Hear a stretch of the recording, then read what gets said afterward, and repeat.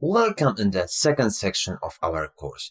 In this section, we'll be using pattern classes with character. So we'll be looking into different modes of pattern and how to use it with this construct. First thing that we will do is using OR class in the regular expression package. So we'll try to create a regular expression that is able to match one thing or another. Next step will be to negate OR with NOR class. So this time we'll be doing the inversion of OR.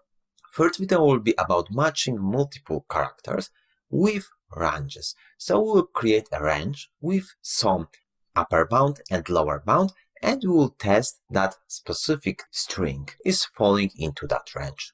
Fourth video will be about using union and intersection class for matching a subset of data. So we'll basically create two regular expressions and we will use union or intersection to create one at top of it. Final video will be about using predefined character classes. So this is a first video in which we'll be using OR class in the regular expression package.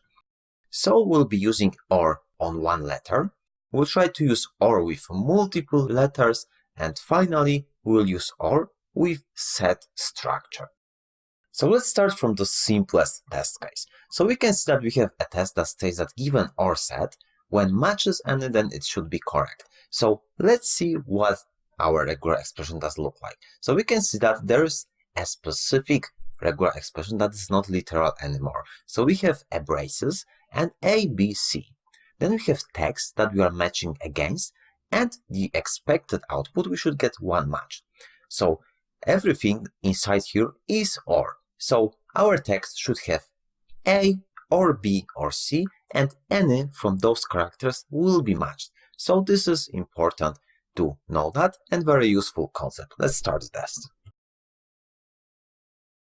We can see that our test passed, so it means that we were able to match our regular expression.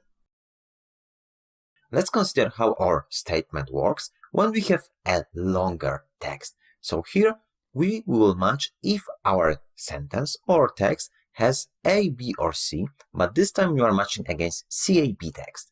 So our regular expression will work like this. First, we will match against C and it will validate. It is A, no. It is B, no. It is C, yes. So yes, there is a match.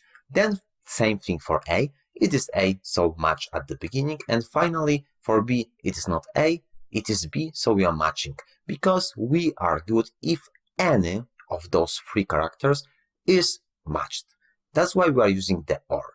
So we can see that in this example, we should get 3 matches. Let's start the test. We can see that the test pass.